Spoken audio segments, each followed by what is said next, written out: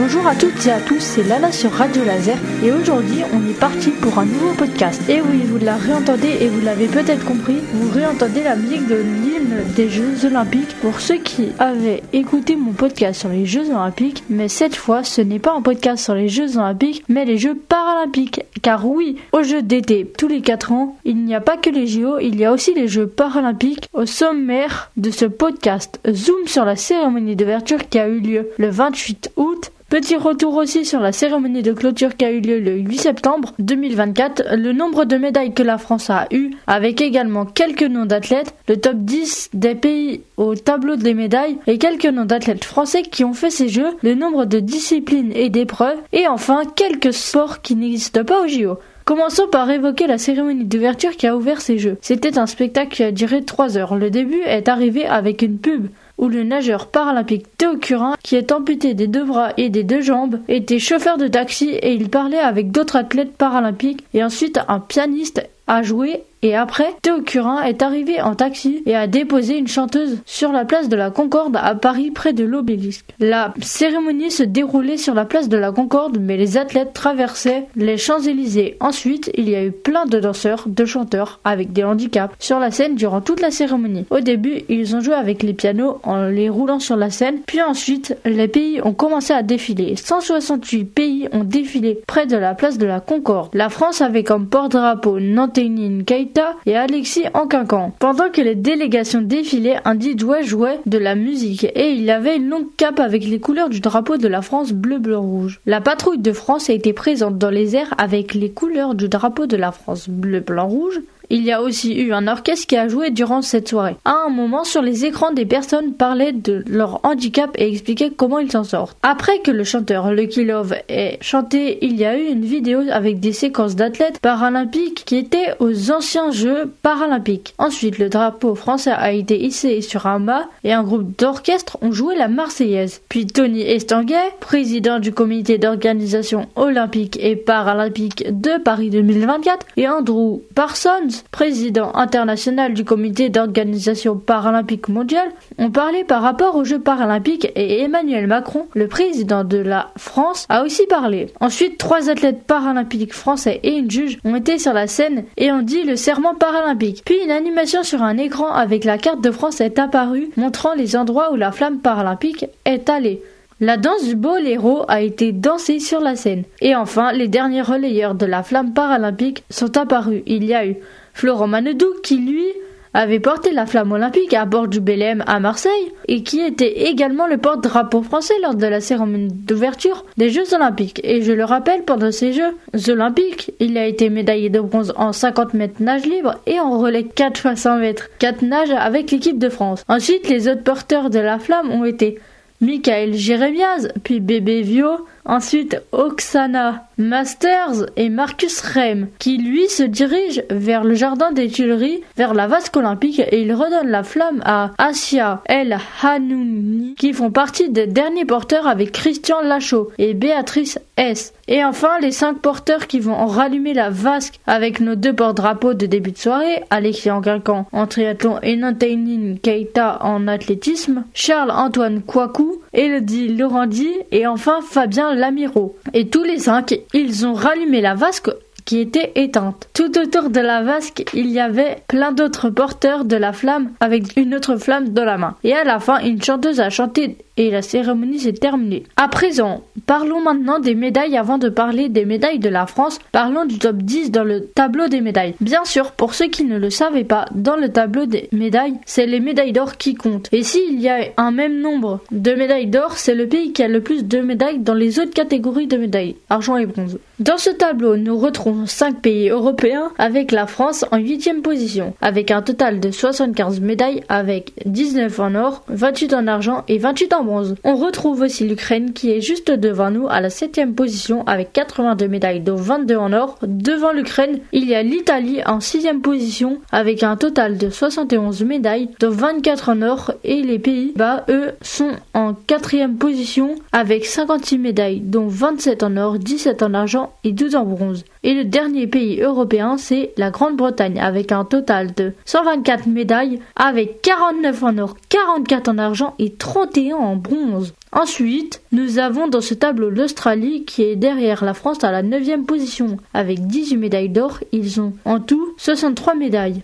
Puis on retrouve 2 pays qui viennent d'Amérique. Un pays vient d'Amérique du Sud, c'est le Brésil qui est à la 5e place avec 89 médailles, dont 25 médailles d'or. Et l'autre pays vient d'Amérique du Nord, c'est les États-Unis qui sont à la 3e place dans le top 3 avec 36 médailles d'or, 42 médailles d'argent et 27 médailles de bronze.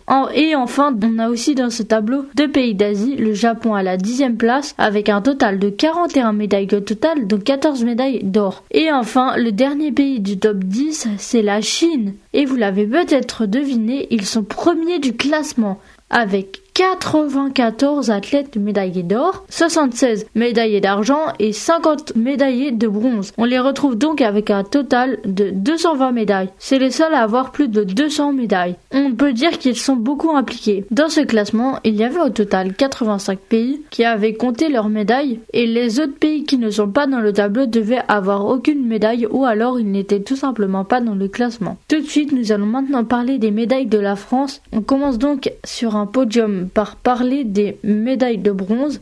Tout de suite, nous allons maintenant parler des médailles de la France. On commence donc comme sur un podium par parler des médailles de bronze. On en a en tout 28 athlètes médaillés avec une médaille de bronze en canoë-kayak, 2 en judo avec Jason Grandi en catégorie de plus de 90 kg et catégorie géant en handicap et Cyril Jonard dans la même catégorie de handicap mais en moins de 90 kg et il est aveugle et sourd. Ensuite, 2 médailles en cyclisme sur piste, 2 sur route et 2 autres médailles de bronze en cyclisme contre la montre, puis une en aviron individuel et une en aviron par équipe. En athlétisme, on en a eu 2 médailles en athlétisme avec Manon Geneste en saut en longueur et une autre médaille de bronze avec le Breton et qui fait partie du club handisport Rennes Club et Haute-Bretagne Athlétisme. Il fait aussi ses études à Rennes. C'est Antoine Pro en course à pied sur 1500 mètres dans la catégorie T46. Et pour finir avec les médailles de bronze, on finit avec 2 sports, le tennis de table et la natation. En tennis de table, on a eu 5 médailles. En natation, c'est là où on a eu le plus de médailles de bronze. Avec 6 médailles en nageurs et nageuses, on a eu Emeline Pierre au 100 mètres d'eau catégorie S10, Hector Denaillé aux 200 mètres 4 nages SM9, Laurent Chardard qui a été médaillé de bronze 2 fois en 50 mètres papillon et 100 mètres nage libre catégorie S6, lui il a été attaqué par un requin et a un bras en moins. Et les 2 dernières médailles en natation par les frères Portal qui sont dans la même catégorie de handicap, tous les deux, Alex Portal en 100 mètres d'eau et Kylian Portal en 400 mètres nage libre. Eux, Alex et Kylian, leur handicap est qu'ils ne peuvent pas voir à plus de 1 mètre. C'est une maladie génétique. Je n'ai pas dit tous les athlètes médaillés de bronze car il y en a beaucoup. Je le rappelle, il y en a 28. Passons aux 28 médailles d'argent. En tennis de table, on retrouve Lucas Didier en simple catégorie MS9. En finale de cette catégorie, il avait combattu Laurence Devos, un Belge qui a remporté toutes ses médailles d'or depuis ses premiers Jeux paralympiques en 2016, sauf une fois en 2016 où il avait perdu dans un championnat. Hugo Didier est le frère de Lucas Didier, a gagné 2 médailles d'argent en natation, en 100 mètres d'eau et 200 mètres 4 nages dans les catégories S9 et aussi SM9. Alex Portal a aussi gagné 3 autres médailles d'argent et il n'a pas réussi à avoir l'or. Il l'aura peut-être à Los Angeles 2028 aux Jeux paralympiques. Il les a eu en 100 mètres papillon et 400 mètres nage libre et en 200 mètres 4 nages. Catégorie S13 et SM13. Hector Denaillé, lui, a décroché une nouvelle médaille mais cette fois d'argent en 100 mètres brasse SB9. C'est fini pour la natation et passons au cyclisme. 2 médailles en cyclisme sur piste et 10 en cyclisme sur route individuelle et contre la montre. On a eu une médaille dans chaque catégorie suivante, le tir sportif, taekwondo, triathlon et canoë-kayak. En athlétisme, on a réussi à en avoir 3 et en judo 2. Maintenant, le plus intéressant, les médailles d'or. Hugo Didier et Emeline Pierre ont décroché 2 autres médailles en natation. L'équipe de France de cécifoot d'hommes a remporté la médaille d'or au tir au but à la fin du chrono. En triathlon, on a eu 2 athlètes médaillés d'or, pareil en badminton, 2 médailles d'or et en tir sportif, Tanguy de la Forest a remporté une autre médaille. Enfin, Aurélie Aubert a été incroyable et a remporté la médaille d'or à la boccia dans la catégorie de handicap BC1. Juste avant de parler de noms de para-athlètes, je vais vous dire combien il y a de disciplines et d'épreuves aux Jeux paralympiques et je vais aussi vous parler de sports qui n'existent pas aux JO ou des sports qui portent un nom différent. Il y a 23 disciplines, donc 549 épreuves. Passons maintenant au sport. Vous vous êtes peut-être demandé quand j'ai parlé de médailles ce qu'était la boccia. Et je vais vous l'expliquer. La boccia ressemble à la pétanque, mais il y a quand même des différences. Ce sport se joue avec des balles en cuir de différentes couleurs, si rouge, si bleu et le jack blanc. Une sorte de cochonnet comme diraient les joueurs de pétanque. Pour marquer des points, on doit lancer les balles près du jack blanc. Un peu comme la pétanque. Par rapport à la pétanque, on y joue sur une surface lisse et à l'intérieur dans une salle. On y joue en 1 contre 1 ou en double ou alors en triplette. Et on doit marquer des points sur un temps imparti en 4 manches. Ce sport a été inventé en 1984. Par rapport au JO, l'haltérophilie s'appelle différemment aux Jeux paralympiques. Son nom est la powerlifting. Et quand on soulève les haltères, là on est allongé. On doit soulever les haltères jusqu'à la poitrine et reposer la barre. En sport qu'on ne trouve pas aux Jeux olympiques, il y a aussi le goalball. C'est une sorte de handball et aussi de bowling. Les joueurs doivent porter des masques pour y jouer à cause de leur handicap visuel. On y joue sur un terrain de 18 mètres x 9 mètres environ. Le terrain comporte 3 zones, une zone pour chaque équipe et une zone neutre. Il y a 3 joueurs sur le terrain et 2 remplaçants. Les buts sont plus longs qu'au handball, mais moins hauts. Les joueurs de chaque équipe sont positionnés juste devant leur but et doivent essayer de viser le but adverse. Pour entendre le ballon comporte des grelots ou alors fait du bruit. Je n'ai pas dit toutes les règles, mais il y en a plein d'autres. Je vais vous parler d'un autre sport où on a eu une médaille d'or. Mais pour ce sport, il faut faire du silence. Il s'agit du cécifoot. C'est du foot pour les aveugles. Le ballon a un grelot pour que les joueurs l'entendent. Les joueurs le sont, mais le gardien n'est pas obligé d'être aveugle. En plus du gardien, chaque équipe a le droit à 4 joueurs sur le terrain. Le gardien aide les joueurs en leur parlant et un guide est aussi placé derrière les buts et fait du bruit avec une barre en métal sur les buts pour que les joueurs sachent un peu s'orienter. Tout au long du terrain, il y a des barrières pour empêcher les joueurs d'aller vers les spectateurs et aussi de tomber moins souvent sur les côtés. Maintenant, je vais vous parler de para-athlètes qui ont été incroyables pendant ces jeux. Tout d'abord, parlons de Alexis Anquincan qui a remporté le triathlon homme dans la catégorie PTS 4 en 58 minutes et 1 seconde. Il a été incroyable. Son handicap est qu'il a une jambe en moins. Il a une prothèse. À un moment, il a même dépassé un Français d'une autre catégorie. C'est en course à pied qu'il l'a dépassé. La dernière épreuve. L'équipe de cécifoot aussi a été incroyable. C'est elle qui avait marqué le premier but et après quelques minutes plus tard, l'Argentine a marqué et a égalisé. À la fin du temps et des demi-temps, il y avait toujours égalité. Il y a donc eu une séance de tir au but et on a gagné 3-2. Un record époustouflant, on a réussi à avoir 28 médailles en cyclisme. On n'avait jamais réussi à en avoir autant.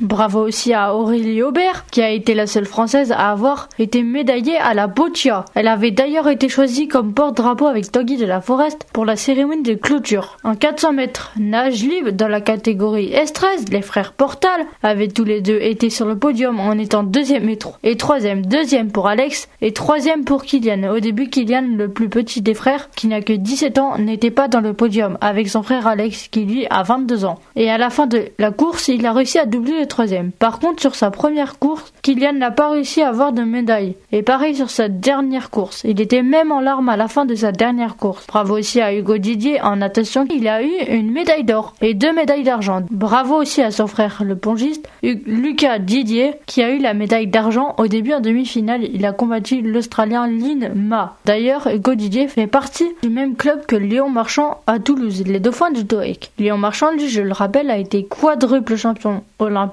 cette année et une fois aussi médaillé de bronze avec l'équipe de France de relais. Je n'ai pas dit tous les noms de para-athlètes qui ont été incroyables car il y en a beaucoup. On peut dire qu'ils étaient même tous incroyables. Maintenant, faisons un petit zoom sur la cérémonie de clôture qui a donc eu lieu le 8 septembre 2024. Ce spectacle au Stade de France en Seine-Saint-Denis a duré un peu plus de 3 heures comme la cérémonie d'ouverture. Tout le long de la scène, ils avaient laissé la piste d'athlétisme. Il y a eu plein de chanteurs comme la chanteuse Santa qui a ouvert cette cérémonie États-Unis, puis ils ont montré des images de la cérémonie d'ouverture et des Jeux paralympiques. Les porte-drapeaux de chaque pays ont aussi défilé, comme à chaque cérémonie d'ouverture et de clôture des Jeux olympiques et paralympiques. Un trompettiste a joué la Marseillaise et les drapeaux se sont hissés. Puis Tony Estanguet, président du comité d'organisation olympique et paralympique de Paris 2024, et Andrew Parsons, président international du comité d'organisation paralympique mondiale, ont parlé par rapport aux Jeux paralympiques, comme la dernière fois, et dit qu'ils se sont terminés. Ils ont donné le relais à Los Angeles 2028 et il y a eu un spectacle, je ne sais pas si c'était en direct, mais je pense, de Los Angeles avec un skatepark et des chanteurs. Ensuite, au Stade de France, il y a eu des DJ comme Kungs, Martin Solveig, et il y a eu aussi le groupe Offenbach qui ont interprété Be Mine, un de leurs premiers titres, et aussi plein d'autres DJ. Bien sûr, ça nous manque peut-être à tous ceux qui étaient fans des Jeux Olympiques et Paralympiques de 2024, surtout ceux-là, vu que c'était en France, c'était unique. C'est qu'une fois dans notre vie, peut-être que les pubs leur manquent, et les sports aussi. C'est la fin de ce podcast. C'était Lana sur Radio Laser. Au revoir et à bientôt pour un nouveau podcast. Salut!